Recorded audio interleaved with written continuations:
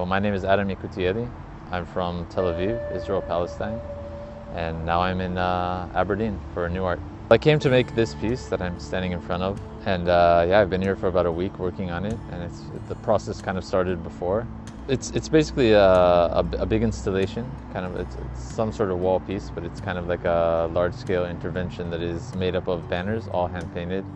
The texts are taken from longer texts that were written by Aberdonians. I asked people to write two separate texts, one that deals with disillusionment and another that deals with hope that they've experienced in any way. So I extracted sentences or phrases and put them on banners, and I wanted to use the medium of banners as an homage to kind of like, demonstration and resistance cultures and protest, and kind of create this silent demonstration almost, comprised of many voices of different people together. And once it's installed in this way, then it kind of creates this this tapestry, and new narratives are formed between different life experiences. I feel that we're all kind of in between, somewhere on the spectrum between disillusionment and hope, with everything that's going on in terms of political reality. And by taking them out of context, then it allows people to kind of project or apply their own meanings and connotations. And for me, when I read these texts, it automatically connects to what's going on in Palestine at the moment. When sentences are taken out of their original context and they become kind of ambiguous and enigmatic, and a lot of these texts are kind of open-ended, so they become more philosophical. And when me as a viewer, or anyone as a viewer, kind of encounters these texts, then I think it's natural to kind of like apply our own baggage onto it. And while a lot of the texts weren't written about what's going on in Palestine at the moment, I couldn't help but see the connection. And I think that in a way, asking people to write about these subjects at a time like this that the world is in now, then it's really hard not to see it through that kind of through that viewing point. I think the building plays a major part in first of all in its aesthetics and its presence. It's like this has a massive presence, and it's a beautiful building, historical. It's like a heritage building that we had to be really careful when installing the piece, because it's meant to be conserved. And I think that for me, there was kind of like more like the immediate attraction to it was visual almost. And then I think that there's also something, giving such presence to words like that also had an effect. And I think that another connection that I kind of made as I was working on the piece is that, we're in a time where so many hospitals are being obliterated and destroyed. And I think that it was in Gaza. And I think that for me, there was kind of like this connection that all of a sudden was made, during the process.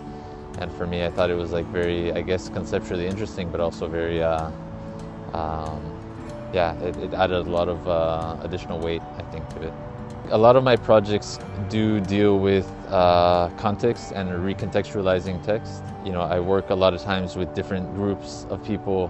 There are different things that define the group itself, and I'm really interested in seeing how context can change the meaning of something. So the methodology is very similar, and the process that I conduct is reoccurring throughout my different projects, but the subject matter changes, and many other elements of the process do change. I am also very interested in how something that is originally written from a very personal and intimate standing point or position can be all of a sudden, when it's put in kind of like a collective context, then seen as something that is universal. A lot of these texts were very personal, and many of my the testimonials that I use for my projects, they're deeply intimate, and the original documents are very revealing and very vulnerable.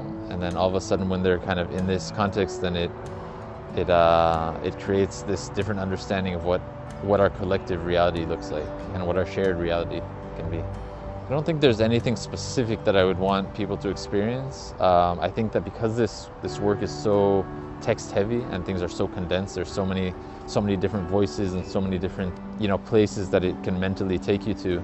then usually when people kind of encounter works like this and some sentence or two will catch their eye, I would like for them to be able to, make connections between their own personal experiences and the text, and also make different connections between the texts themselves. And it's kind of like a piece where the more you look at it, the more you kind of discover. And because it's in public space, and people, it kind of hopefully will become part of people's like everyday routine. And then you start, noticing different things in different ways. You start noticing nuances. You make new connections, and then it's kind of like this, this kind of like navigation, continuous navigation throughout the piece of like understanding it and understanding new narratives within it. And when I started working in public space, and it allowed an immense paradigm shift, really changed the way that I perceived not only making art, but the way that I engage with my environment, and the way that I interact with the city, and the way that I navigate my reality. Kind of became a tool to decipher, and a tool to observe through. And I kind of went through, also technically went through like many different shapes, whether it be wheat paste, murals, installations, different types of interventions. No Hope I never intended on it being my artist name. It was more just something that I wrote on the street.